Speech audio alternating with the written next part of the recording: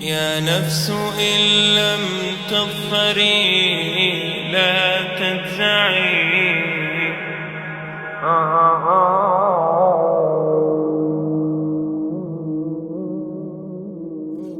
All the praise is for Allah,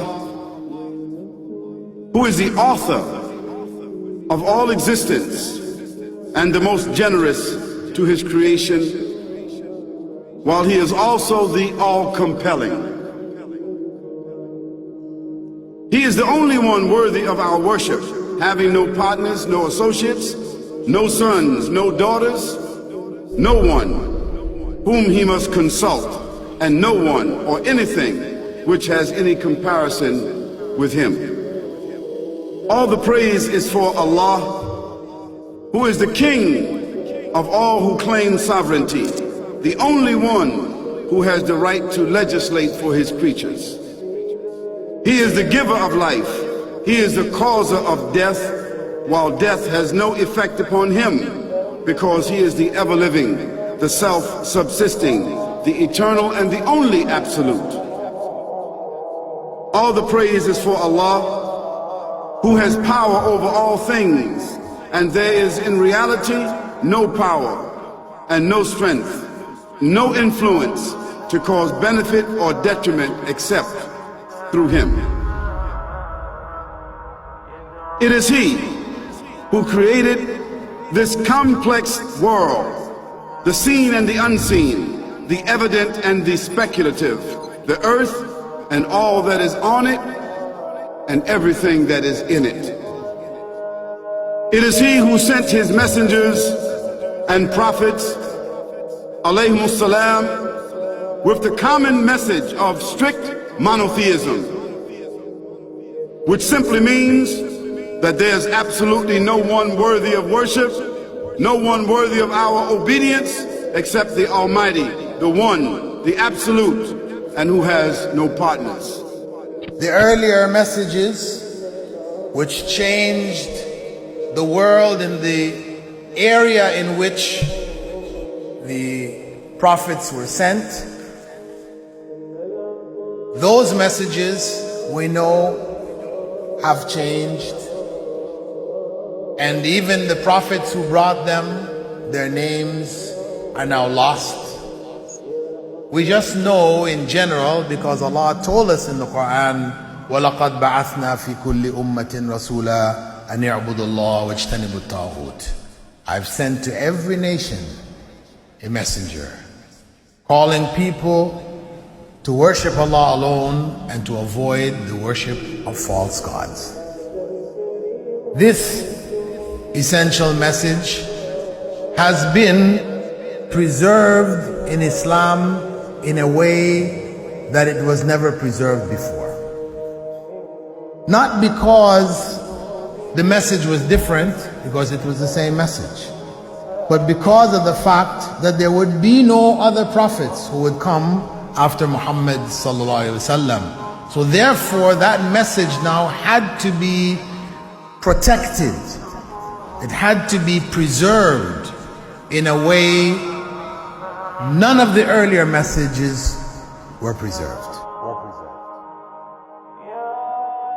I will tell you this, what you say you have come to know 40 years back, and what you call the Big Bang is already mentioned in the book which I read, the glorious Quran.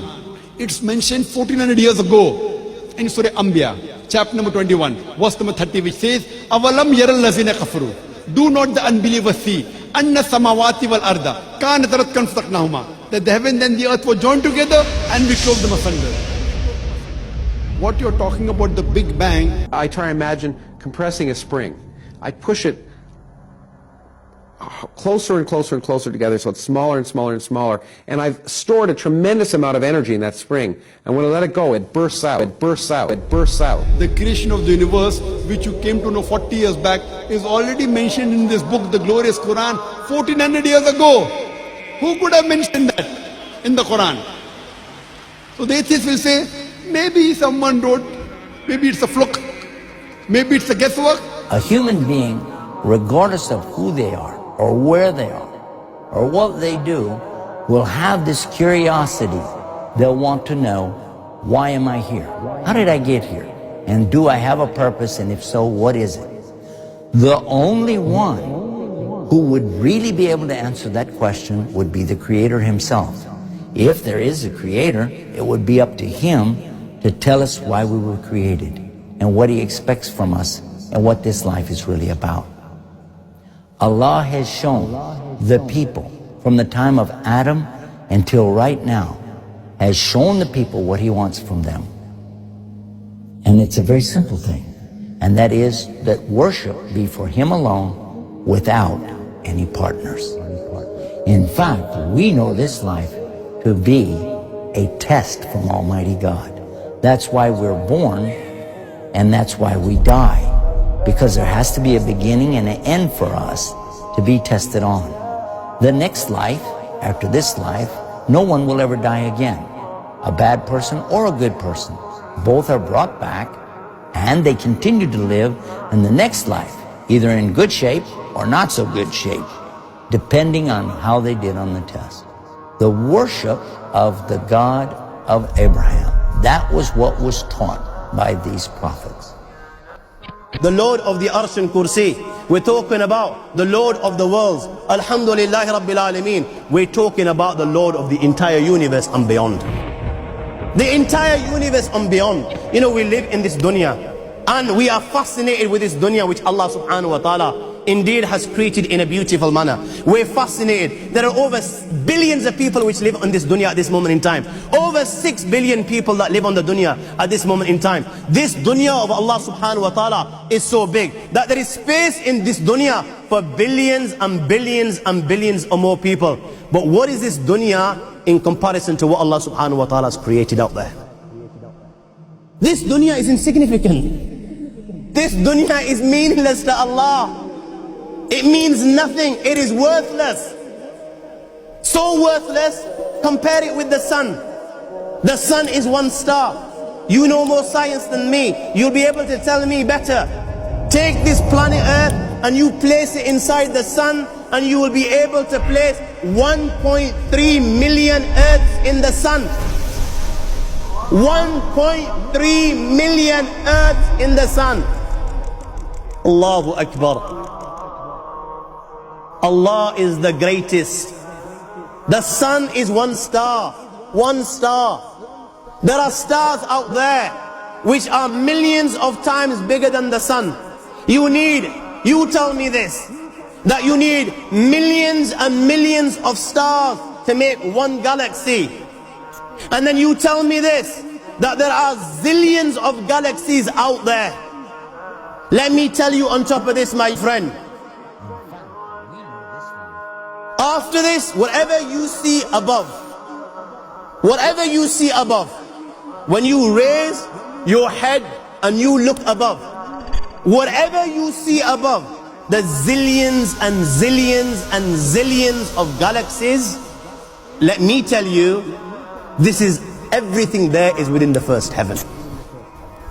Everything there is within the first heaven, and Allah is the creator of 7 heavens. 7 heavens. And the distance between the first heaven and the second heaven is 500 years. You know, the distance that can be covered in 500 years, at what speed? Only Allah knows. Only Allah knows. But it will take 500 years to get from the first heaven to the second heaven. 500 years from the second to the third, third to the fourth, fourth to the fifth, fifth to the sixth, sixth to the seventh. Every time it will take 500 years. After the 7 heavens,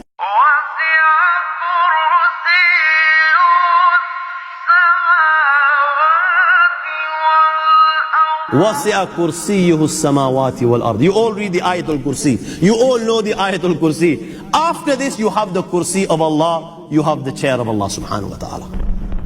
You know these 7 heavens that we've just talked about, in comparison to the Kursi of Allah, they're non-existent. They're meaningless. Rasulullah ﷺ has given an example in a hadith just to give us a little bit of understanding with regards to the 7 heavens in comparison to the kursi of Allah. Take a ring from your finger, take it off, the small ring that you have, and place it, let's say, in a desert, the Sahara Desert. It's the biggest desert in the world. You know that ring that we take off from our fingers and place it in the Sahara Desert? What comparison is in between the ring and the Sahara Desert? Nothing. Nothing. The 7 heavens is the ring, and the kursi of Allah is the Sahara Desert. After the kursi of Allah, you have the arsh of Allah. وَكَانَ أَرْشُهُ عَلَى الْمَاءِ. You have the arsh of Allah. Again, Rasulullah has given, has explained, so just so that we can understand. Take the ring, place it in the desert. This time, the ring is the kursi and the arsh is the desert. What is the kursi in comparison to the arsh of Allah? Nothing. Then you have angels which carry the arsh of Allah. Their heads are in the 7th heaven and their feet are in the lowest earth. My friends, then you have the Lord of the earth and the sea. لا تدركه الأبصار وهو يدرك الأبصار وهو اللطيف الخبير. He is beyond the size of Allah, who Allah is, what Allah is. The greatness of Allah is beyond the comprehension of my little mind. This is the being that you and I are messing with. الله لا إله إلا هو الحي القيوم لا تأخذه سنة ولا نوم له ما في السماوات وما في الأرض من ذا الذي يشفع عنده إلا بإذنه يعلم ما بين أيديهم وما خلفهم ولا يحيطون بشيء من علمه إلا بما شاء وسع كرسيه السماوات والأرض ولا يؤوده حفظهما وهو العلي العظيم